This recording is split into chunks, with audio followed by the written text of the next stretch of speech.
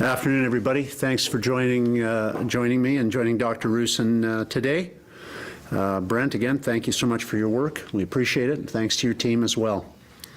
You know, many Winnipeggers and Manitobans are probably a little bit tired today, not just of COVID, but tired because of a certain triple overtime hockey game that will see our team advance to the next round of the playoffs. So congratulations, Winnipeg Jets, and best of luck next year to the Edmonton Oilers. Today, I want to talk about Team Manitoba. We need all Manitobans on our team. We're at a critical point in this third wave. We need everybody to do the right thing, to be good citizens. If that sounds old-fashioned to you, I hope it doesn't, because that's what this is about as we move forward. It's about citizenship. Last week we introduced new public health orders to take effect over the May-long weekend and slow the speed of the third wave and avoid a complete shutdown in many sectors. These and previous measures that we had taken will not work if they are not followed. These measures were put in place, strong measures, to limit gatherings, to limit close contacts, particularly important with the increasing transmission possibilities of these variants of concern. COVID's adapting. It's mean, it's quick. We have to be smart, and we have to be quicker. As with every step of the way, we enacted stricter restrictions sooner than other provinces did relative to the stages they were at with respect to COVID cases and case numbers. And many Manitobans, most Manitobans, have done their very, very best to follow the public health orders, to protect themselves, to protect their families, to protect their neighbors. But it appears that too many others have made the wrong choices not to be part of the team. That needs to change. There are Manitobans who did not bother to take an hour or two and go and get a life-saving vaccine. In fact, over 70% of our hospitalizations currently are folks who haven't been vaccinated. So to be a good citizen, it would be helpful for you to go and get vaccinated. We have openings available, and we're looking forward to serving your needs and helping you protect yourself and others. Many Manitobans have chosen not to obey our public health orders and then have gotten sick. And too many of those people didn't even bother to get tested for COVID, which means they placed other people in jeopardy as well. As of Friday, 43% of hospital patients in Manitoba had not been tested. COVID hospital patients not tested. There's an element of personal responsibility that shouldn't escape us, but seems to be escaping some, that we need to remark upon. On Friday, of the 296 COVID patients in the hospital, 129 were only tested positive for the virus after presenting to the hospital. This includes 21 people in ICU.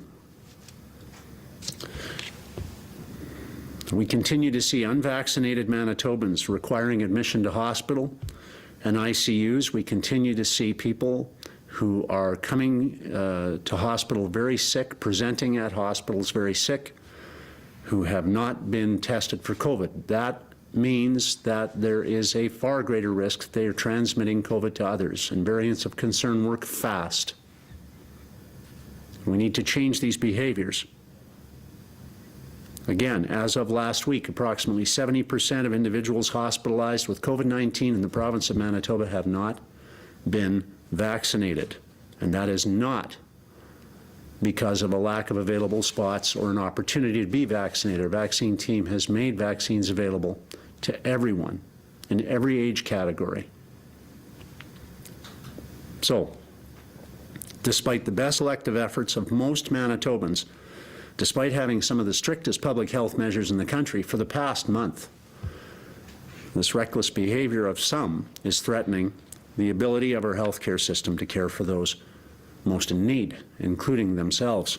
This past weekend, we call the unofficial start to summer here in Manitoba. But we need Manitobans to continue to stay home now, flatten the curve of the third wave, beat back COVID, so we can enjoy all that the rest of our Manitoba summer has to offer together. I'll pass it over to Dr. Roussin to expand on these updated restrictions. Thank you, Premier. Good afternoon. I'm Brent Roussin, Manitoba's Chief Provincial Public Health Officer. 4 weeks ago, we announced changes to our public health orders to help slow the third wave. 3 weeks ago, we needed to announce even further measures to slow that transmission. And 2 weeks ago, yet again, we had to announce further restrictions as our case numbers were climbing. Our case numbers remain too high. We have nearly 5,000 active cases, 69% of those cases occurring in the last 7 days. Last week, prior to a long weekend, we announced even further restrictions, really to eliminate all gatherings, outside household gatherings. And this is, again, to reduce the amount of contacts we have to end these transmission chains. So today I'm announcing that those restrictions will remain in place until Saturday, May 29 at 12:01 a.m. And those restrictions again include indoor public gatherings are not permitted, and visitors are not permitted on private property except in certain circumstances. Outdoor gatherings with anyone from outside a household are not allowed. And that applies to all recreation spaces, playgrounds, golf courses, parks, sports fields. Only can gather with members of your household. Retail businesses are able to operate only at 10% capacity or a max of 100 individuals, whichever is fewer, and only one person per household is allowed to enter a business, of course with some exceptions for caregivers, single parents with children, etc. That should certainly be the exception, not the rule. Many businesses and organizations will remain closed for in-person service. This includes gyms, fitness clubs, restaurants, bars, personal service businesses, museums, galleries, and libraries. We have to take stronger action and take that action right now to end transmission chains, to bring down these case numbers. We know it's not what Manitobans want to hear, and we know it's been frustrating 15 months. But we know that our hospitals are being stretched to the limits right now. There's hundreds of people in hospitals struggling for their lives right now. There's thousands of healthcare providers struggling to provide care for them. We need to stay home as much as possible. It's the best way to limit the amount of contacts we have with those outside our household. We need to limit those close contacts, wear masks when we're in public. We have to get vaccinated. So I know that there are thousands of appointments available at the Leela Super Site from tomorrow and the next couple days. So let's fill those up today. If you haven't booked your appointment yet, book that appointment. There's thousands of appointments available. So book those appointments, get in, get vaccinated in the next couple days. Everyone in Manitoba over age of 12 is eligible to receive that vaccine. So please book those appointments, get vaccinated as soon as possible. Last Friday, bookings for second dose vaccine started for those who met specific health conditions, and expanding to all Indigenous people yesterday. As more vaccine continues to arrive in the province, we'll continue to make more appointments available to protect Manitobans and their families. Right now, it's all up to us to take these additional steps. We need to stay home as much as possible, limit our contacts outside our household, get vaccinated as soon as possible, get tested, even with mild symptoms, even if you're not sure. Get tested. We can isolate cases. We can do contact tracing. It's, again, one of our public health measures to reduce these transmission chains. And so we've been here before. We know what to do to bring these numbers down. We've brought them down before. We're going to bring them down again. But please mind those fundamentals, stay home as much as possible. And thanks. I'm going to pass it back to the Premier. Thanks very much, Dr. Roussin. Yeah, we did it before. We did it before and we didn't have vaccines. Not available in the numbers that are available now. So take the step and get your vaccine. In the meantime, two ways we can shorten this third wave are right in front of us. Follow the public health orders and get vaccinated. If you do these two things, then we can shorten this period of time and we can get our lives back faster. If you don't, well, you're part of the problem, you're not part of the solution. It's as simple as that. We're committed to getting vaccines into the arms of Manitobans. We've been working hard and reaching out to try to get extra vaccines available through North Dakota, working with other premiers and governors to do that too. Bolstering the available supply of vaccines will assist us. We have additional capacity to get more people vaccinated. We need you to step up and be part of the solution. Manitoba's implemented some of the strictest public health measures and enforcement measures too in the country. But sadly, if you don't follow those health measures, you're going to be part of the problem, not part of the solution. And these orders, they can work. They've helped us to get out of the second wave. They can help us get out of the third one now, but they only work if you work at them. And so for yourself and for your loved ones and for your family and to protect the healthcare system and to be considerate towards the needs of others who don't have COVID but are waiting for procedures, waiting for surgery. This is the right thing to do. Do the right thing. We need the full participation of Manitobans, all Manitobans, in order for these strict public health measures to work, so we can bend our curve back down, so we can protect our healthcare system. These measures are tough, but they have worked in the past because Manitobans made them work because they worked at them. These measures have saved thousands of lives in our province because you did that. You followed the public health orders. We all have a role to play in protecting ourselves, our loved ones, our community. And the level of caution has to remain high. And Dr. Roussin, our healthcare leaders, have reminded us as well to stay cautious even when you have your vaccine, because it's not perfect. It doesn't work for everybody. And also it doesn't start working really at all for at least a couple of weeks. So make sure you remain cautious and careful and following the public health orders, doing the right things. Wash your hands. Stay home when you're sick. Stay home when any member of your family is ill. Get tested. Make sure that you get tested. Wear a mask, limit your close contacts. And if you get COVID and you go into a hospital for treatment, make sure you cooperate with the contact tracing questions. The contact tracers are there to try and help you protect the people you've come into contact with. So make sure that you cooperate fully with them to help protect others. Be kind, support one another. We'll get through this thing. And when we do, you will be proud to have been part of doing that. Happy to take your questions. Thank you, Mr. Premier. Thank you, Doctor. A reminder to our reporters on the line, you will have one preliminary and one follow-up question. Up first this afternoon from City News, Stephanie. Hi, Dr. Roussin. Hi, Mr. Premier. A group of Manitoba doctors spoke to media this morning, and they say the narrative around Manitoba having the strictest public health orders, they say that's false. They look at Ontario where the malls are closed, ours are open, and we're shipping COVID patients over to them. And they say what they're seeing on the front lines is a lot of people are actually presenting who got COVID in their workplace in their non-essential business. Will you commit to closing these non-essential businesses and taking steps to further restrict Manitobans? Ontario has 25% capacity allowed in the retail stores. We have 10. Brent? So yeah, I mean, moving forward, we're certainly looking at at all options. I think that that there is variability on the different settings and different orders. I know that we allow no group gathering, even within or outside. That's group sizes are at 5, I believe, in Ontario. So we. Certainly public health is still looking at things. I think that we've had quite restrictive restrictions here. I think Manitobans have felt that.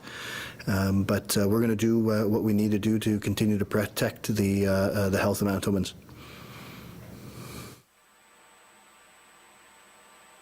Okay, and the doctors did say this morning that they do expect, or that they think it is likely that patients could die in transport as we take them out of province. But to get to a situation where we have to do this, when we've watched the COVID situation unfold in other provinces, why weren't these measures taken earlier? Why weren't the training programs for ICU staff not done earlier so the staff could be ready now? And why wasn't the call made to the federal government earlier than last Friday? So I think, there's been substantial planning efforts right from the beginning of the pandemic in the healthcare system. I'm not, the one to speak to those, but I know that even before we've seen our first case of COVID, there's a tremendous amount of planning going on and preparation in the acute care system. We certainly did see these third waves in other jurisdictions, and that's they occurred, and those other areas have peaked and have started coming down while we're peaking later than them. I think we've had restrictions, and we've been in our critical red status since November. We've never come out of that, and we've had multiple iterations of increasing restrictions to now, Manitobans can't gather at all outside of their household. So I think we've had a number of restrictions in place, and moving forward, we still need Manitobans to do their part. Pre-COVID period, we beefed up significantly the investments in healthcare overall, in ICUs specifically, not just in terms of capital investments, improvements in facilities, but also in terms of staffing. But no one anticipated a pandemic. It's an unprecedented time. But the case numbers will continue to rise if people don't abide by the public health orders. Doesn't matter what they are if people won't abide by them. We have strict public health measures. They are more strict than, in almost every respect, than any other jurisdiction. They were a month ago more strict than almost any other jurisdiction except Ontario at that point in time. And so limiting, one shopper at a time in stores, 10% retail capacity. We had it down to 25 before. That was the same as Ontario at that point in time. We've limited gathering sizes. No gatherings at all, as you know, were allowed as of 3 weeks ago. And so these measures were taken to reduce the number of contacts. If people follow those measures, then these measures that we took will begin to bear fruit in the next few days. But if people don't adhere to the public health orders, then we're going to continue to see increases in the number of cases as a result. From CHVN, Taylor. Hi, good afternoon. These health orders are set to end in less than a week, and we know that cases and compliance orders attitudes are likely to not change very much in the next week. What can Manitobans expect to come next in the health orders? Yeah, so we put these orders in prior to a long weekend. We knew that there was a substantial area of risk where a lot of gathering typically occurs over that long weekend. So we put these orders in. We've now extended them a few more days, but we're going to still be deliberating and looking to later this week providing some clarification on what will be coming next. And when should parents be getting ready to send their kids back? So again, this is something that we're in discussions for. I think that if you look at our current trends and current numbers, we're still quite concerned about that trajectory. We haven't made any final determinations on schools yet, though. From the Winnipeg Free Press, Katie. Good afternoon. Now that we're seeing patients being transferred to Ontario and other jurisdictions coming, and contemplating sending surgeries out of province as well and canceling urgent surgeries here in Manitoba, do you regret not implementing stricter lockdown measures sooner? Well, we certainly are, concerned about these numbers. We've been concerned about them for 4 weeks when we put in more restrictions. Like I said, we've never come out of significant restrictions. We've been in our critical red restricted level since November. So we put in a number of restrictions. We've had to make a number of iterations to that because we continue to see numbers climb. And, we're at a point right now where there's not a whole bunch more to restrict. So we're looking to, again, Manitobans to step up to bring these numbers down. But like we said, we're still going to be deliberating on potential next steps. Katie, you just have to ask yourself, when you have 43% of the folks who are going into hospital who haven't been tested, what would the correlation be with adherence to health orders? And I think that's a fair question to ask. So we brought in strict health measures. Not everyone's following them, obviously. We've had an increase in the number of tickets, warnings. Enforcement has had to be stepped up and has resulted in even more examples of people violating public health orders. But clearly, when you have vaccines available to everyone and yet 70% of the folks who are going into hospital haven't been vaccinated, there's an element of personal responsibility here and personal decision making that impacts. And so I think it's clear that if you do an analysis of the restrictions across the country, you will see that we brought in more severe restrictions than virtually anyone else earlier in relative to case numbers than other jurisdictions from Quebec to the West Coast. And so the issue of regretting not bringing in earlier health orders may be raised, but the adherence to health orders is also a key issue, and that is what I'm going to point out today. People are not adhering to the health orders as they should. They're creating a problem, and they're not getting tested when they should be, and creating a problem for others potentially as well.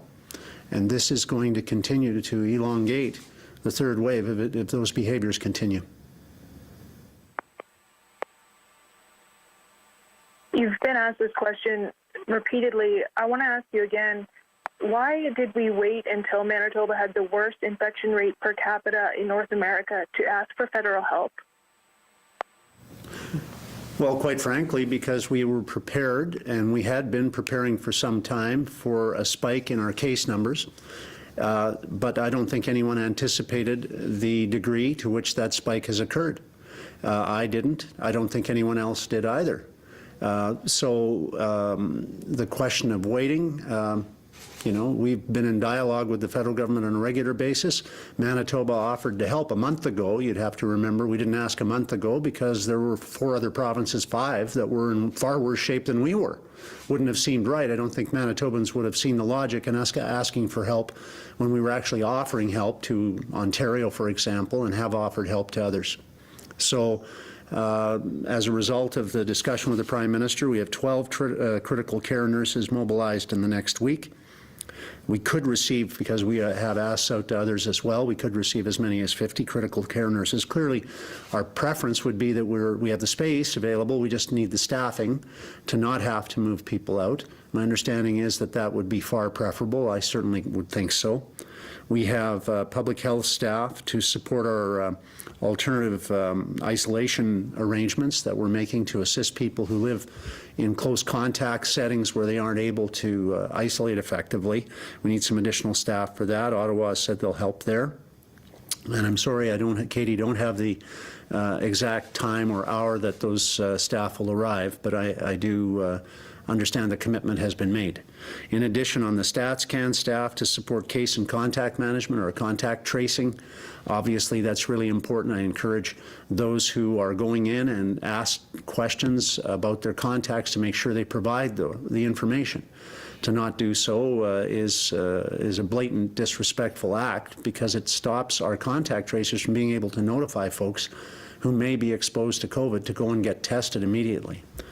And on lab support, 1 or 2 epidemiologists, 3 medical lab technologists to assist with testing. So that's what we're at in terms of detail on the staffing, and I thank the federal government for their cooperation and anticipation of potential cooperation and support from others in the Canadian family. Thank them in advance. From Global News, Marnie. Good afternoon, Dr. Roussin and Mr. Premier. In addition to closing non-essential businesses, the doctors that spoke this morning said they also like to see a stay-at-home order, and they also said the ICUs are filled up with patients who caught the virus in the workplace. You said we don't have much more to restrict, so why not put in a stay-at-home order? And when will the province also release specific data so we can see if cases are coming from gatherings or from the workplace? Yeah, and so we are going to have further deliberations on those next steps. Again, the stay-at-home order is a way of framing things. Of course, if we look at other jurisdictions, might have a stay-at-home order, but you can still gather up to 5 people outside your household.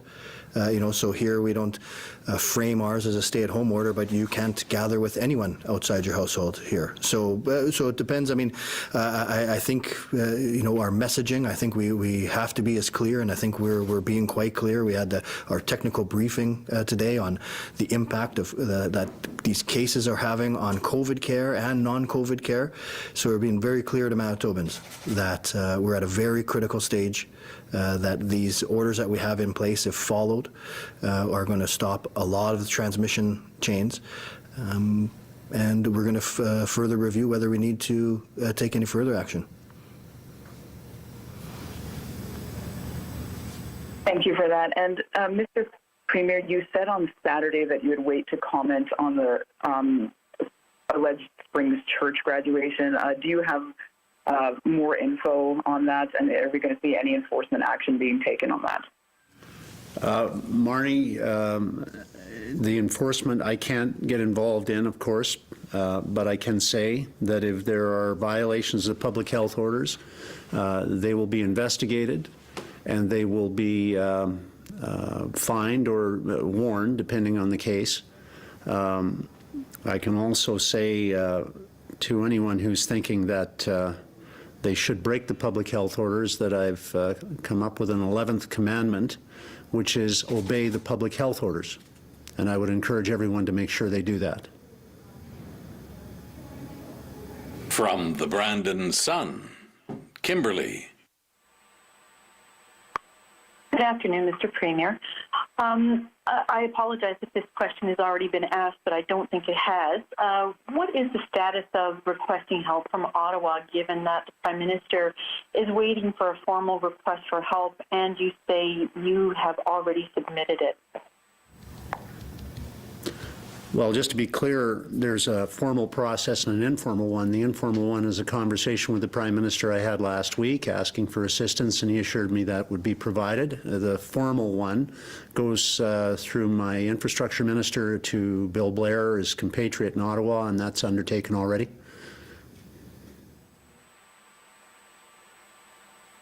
Thank you very much.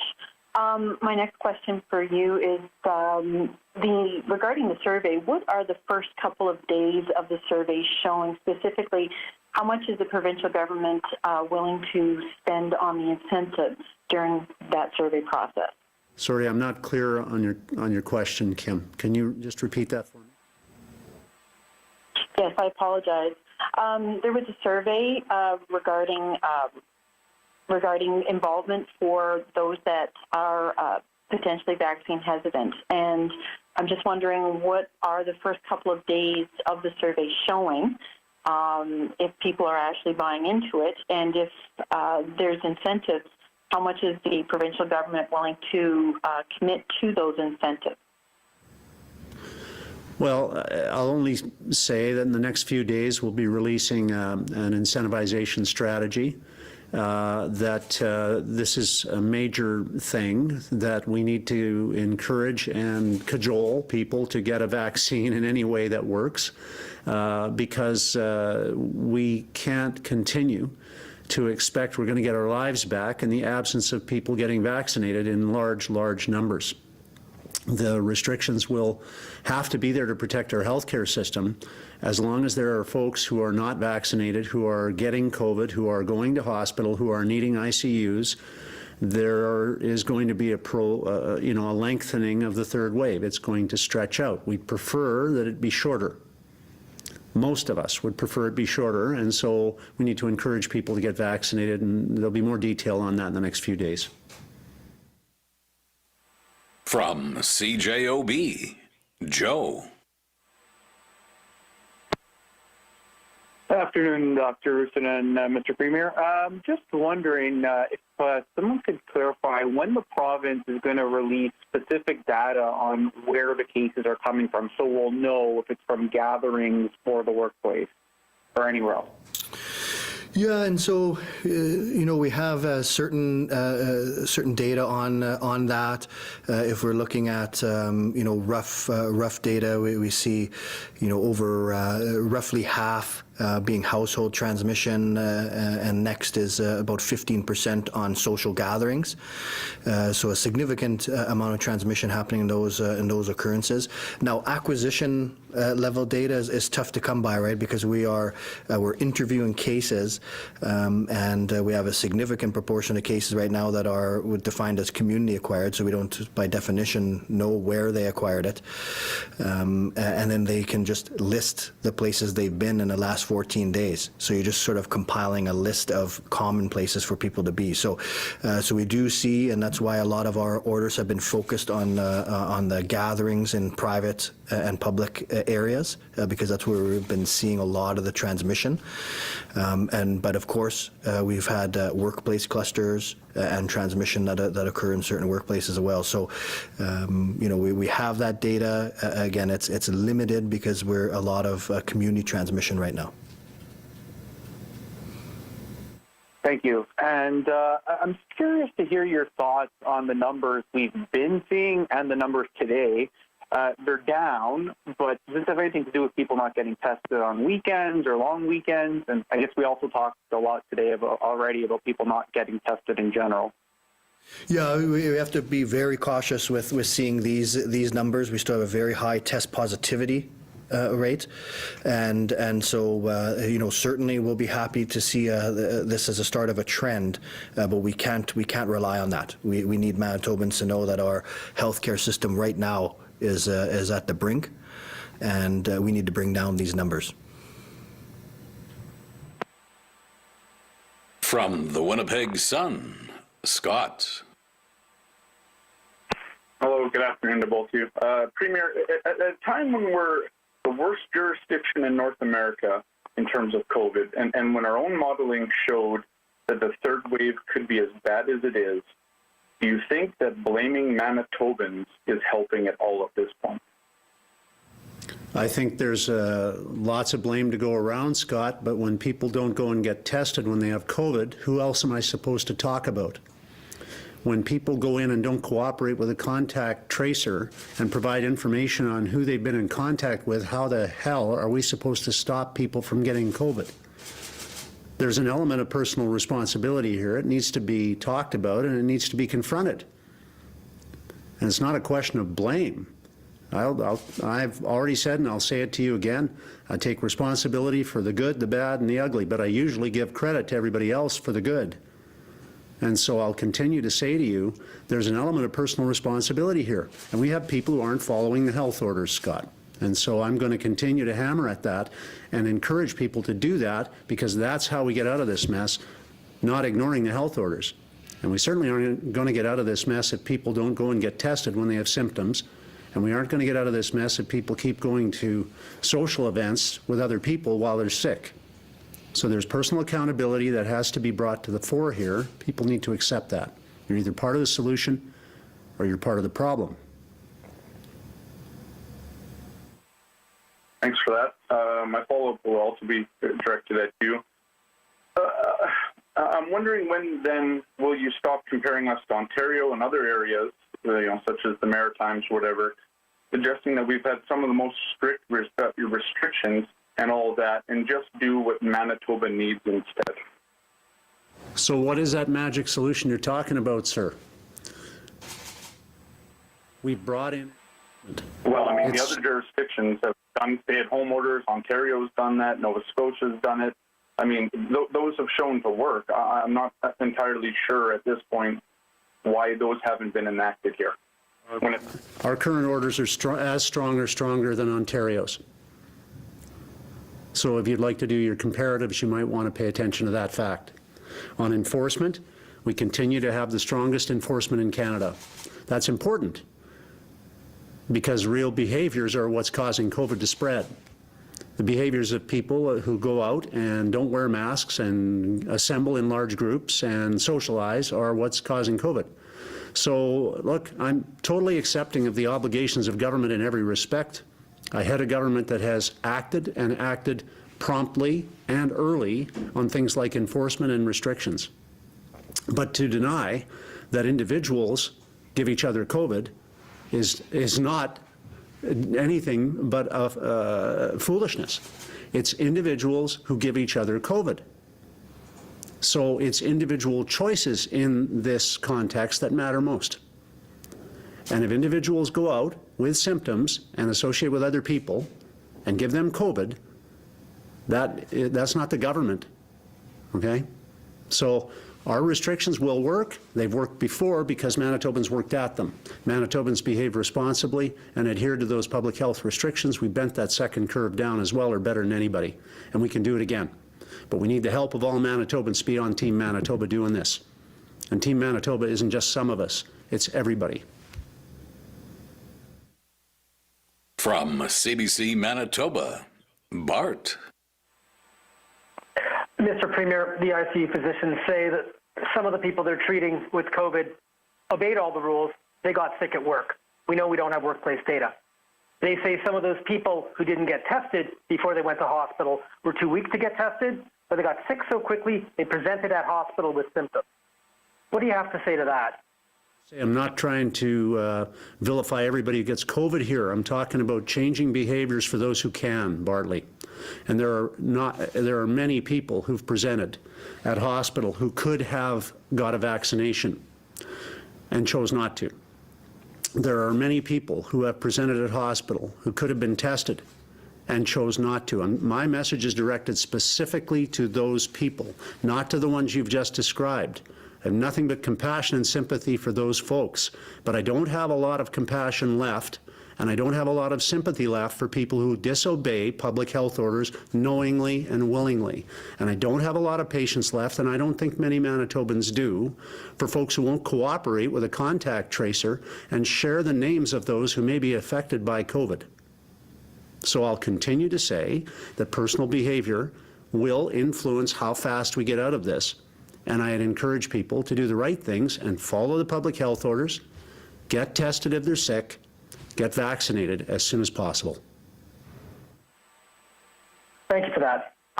Speaking of compassion, we heard from Dr. Jacobson today that we've had cardiac patients die waiting for cardiac surgery because of the crunch in hospitals.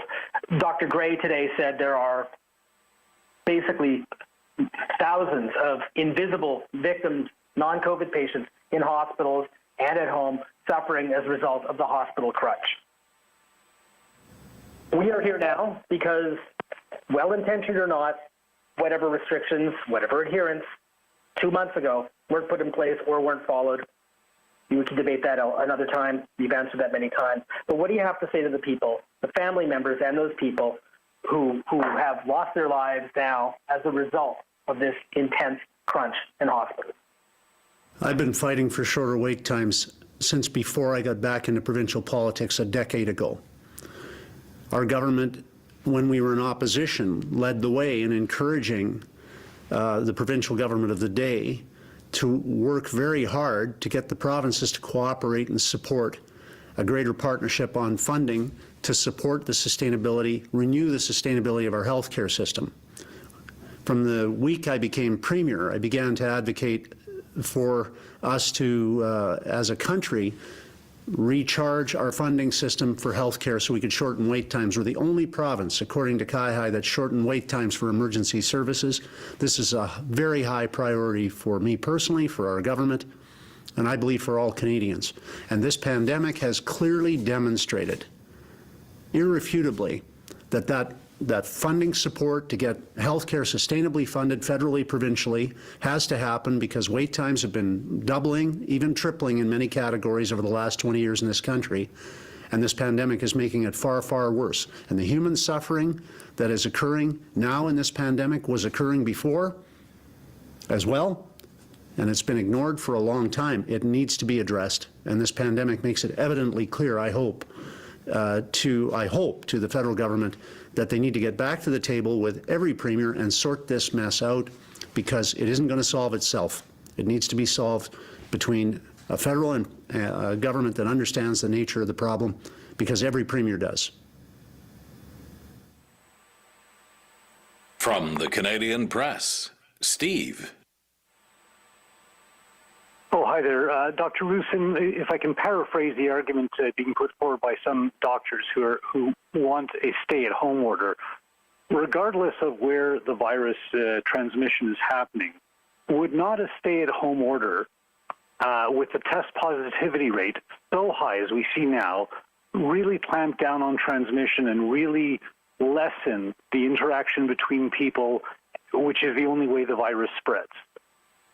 Yeah, I think that we need to definitely decrease the transmission. We need to end these transmission chains. Like I was saying there, a lot of it, if we talk about a stay-at-home order, it's how we frame it. We don't allow any gathering outside of the households right now. If we look at other jurisdictions that have a stay-at-home order, they still allow gathering, group sizes of 5. There's still other opportunities. So, there's no doubt that we can sustain this level of transmission. So staying home, and we've been messaging this, since November, staying home is your best way to limit your contacts with people outside your household, to end these transmission chains. And we've taken these progressive actions to limit the opportunity for people to do anything outside their home. Now, leaving your home, you're not able to gather with anyone outside your household. And so we're still looking at the next steps that we can take. But right now, there's very little gathering that's allowed under these orders.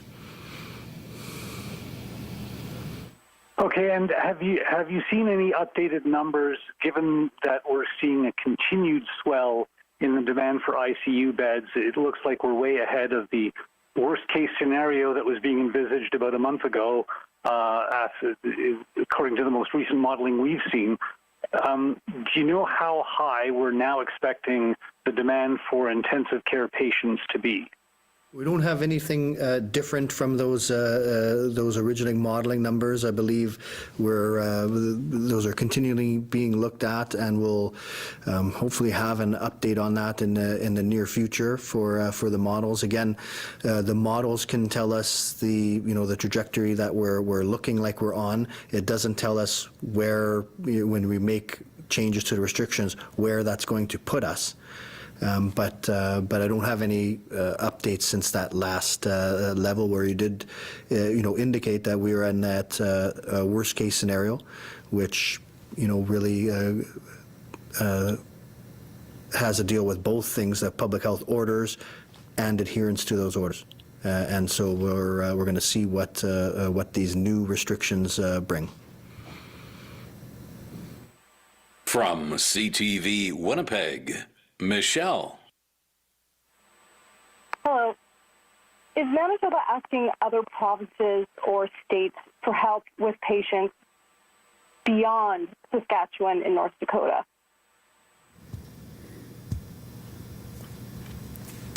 I'm not aware of any other issues there. We'll have to get from the acute care system to discuss the specifics of that. But I was aware of help from Ontario, Saskatchewan, and North Dakota. Okay, thanks. Sorry, Michelle, in respect, as Premier, in respect of asking for help, we have written to the United States Governors Association to ask for help in getting vaccines across to Canada. A number of individual governors and premiers have already done things to speed vaccinations, some of it by having people like truckers. I think we're 1,700 truckers so far. I could stand corrected on the exact number that have been vaccinated in North Dakota, but we would prefer to get vaccines up here. And there are many vaccines available in the United States. Duke University did a study projecting several hundred million would be available by the end of July, but there are many available now. So just last week, the New England governors and the Atlantic Canadian premiers and the Quebec premier signed a unanimous agreement asking for permission from the White House to get vaccines from the United States that are in fridges up to Canada into arms. We've been working with North Dakota on that same thing for a while now, but President Biden I think wrongly, made the decision that those vaccines couldn't be used in Manitoba. So we're going to continue to reach out. So in terms of help, in terms of available vaccines, we have additional vaccine capacity here because our vaccine team has built that, and we would like to have more vaccines. There's a supply disruption also that's been widely reported upon here, not just related to Moderna, but some other questions about supply chain issues that may impact negatively on the amount of vaccines we have in Canada over the next few weeks. We hope not, but nonetheless, it highlights two things. One, short term, get the vaccines that are in fridges in the United States up here as soon as possible, and two, for future pandemics, develop a domestic vaccine source that's reliable so we're never put in this position again.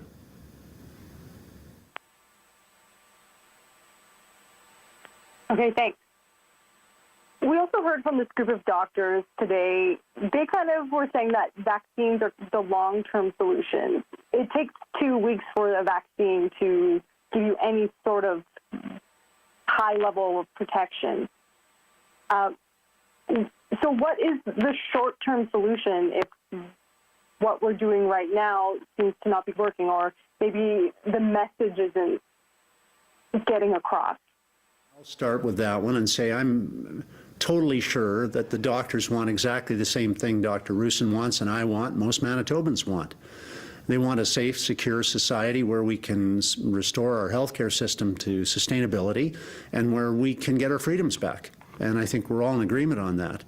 And I think the question of restrictions that I understand they've focused on is one aspect of that. But I also maintain that getting Manitobans vaccinated as fast as we possibly can is also a key part of this, not just in the long term, but in the short term. So I think we're in agreement on the goals. Brent, maybe you'd like to add? Yeah, I agree. I think that certainly in the immediate time we have these restrictions in place, and we've been escalating them over time. I think vaccine, certainly in a relatively short period of time, certainly in a long, medium to long term, are our way out of this pandemic. We do see that very few people are making it to our ICUs that are vaccinated. And again, we know that there's people who hadn't had the opportunity at that time to be vaccinated. So it's not about attributing blame necessarily there, but it is we see very few people in our ICUs that have been vaccinated. So the more and more vaccine we get into Manitobans' arms, we are going to see that demand decline. Our final reporter this afternoon from CTV National News, Jill. Dr. Roussin, just picking up on that last point about, 70% of hospitalizations currently not vaccinated, but a lot of these are people who are just recently qualified. Premier, in that instance, you talk about doses in fridges and freezers. We had a lot of doses in this province in fridges and freezers in March and April that weren't going into arms. Do you regret how slow the vaccine rollout was in this province? No. The vaccine rollout was done systematically, with the first priority being to reserve the second dose for seniors in personal care homes, which resulted in us having higher numbers in reserve.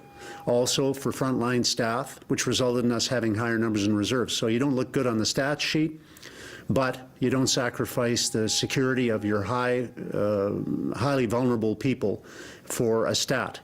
Secondly, we held in reserve for our northern and Indigenous communities significant amounts, which were slower to report back. So we look like we're slower going out. We're middle of the pack. We're a little below middle of the pack because of the reserves we held back for second doses. That's not the issue at all. the flow of the vaccines out, and flow rates is what matters over the last 2 months, is consistent across provinces. We're at about 1.5% behind Alberta, I think Ontario 1.7% behind them. Again, slower reporting from our large Indigenous partners. We have the highest percentage of Indigenous in the country, outside of the territories, of course. So those are the facts around rollout. The reality is, if we'd had the vaccines sooner, that would have helped. Okay, and that's not a shot at Ottawa, it's just a fact. The fact is, there's a lot of vaccines not being used in North Dakota and other states right now because their vaccine hesitancy numbers are very high. The fact is, we could use those vaccines in Canada. The fact is, we have the strongest relationship of any two countries ever. Canada and the United States, I think, have a long-standing partnership socially, economically, that's undeniable. So the sooner we can get more vaccines into arms, the better. We're going to have a campaign to reduce vaccine hesitancy, but we need more vaccines, and the sooner we get them in arms, the better. But if there's that vaccine hesitancy that we're hearing about, how do you encourage that? I mean, could we be seeing vaccine passports potentially for all these people who have been vaccinated and are waiting for their lives to begin again? Well, passports might be an interim issue, hopefully only short-term restrictions for anyone in our province or our country. But they may be enabling people to do certain things. That's not unusual. We have restrictions right now for people traveling and other activities, which used to be not so onerous. We'll put it that way. So yeah, combating vaccine hesitancy is an important issue, and it's one that various jurisdictions, not just in North America, are encountering right now. So yeah, we'll have more to say on that in the next few days. But I think the opportunity is very real to get ourselves through this third wave faster by getting more people vaccinated. If people will follow the public health orders, the combination of those two things will help us tremendously. And that's what we need to do to get through this third wave. Just want to say finally, thanks to everyone. Follow the health orders, please. Get vaccinated, please. If you're sick, get tested, please. And if you are determined to help, and I hope you are, make sure you cooperate at every opportunity with our contact tracers. They will then assist you in making sure you're protecting those who you may have inadvertently given COVID to. We want to make sure those folks are able to get tested as well. And so we need your cooperation and help in every respect at every step of the way. We get that, we can shorten the third wave together. We've done it before, and we need to do it now. Thank you.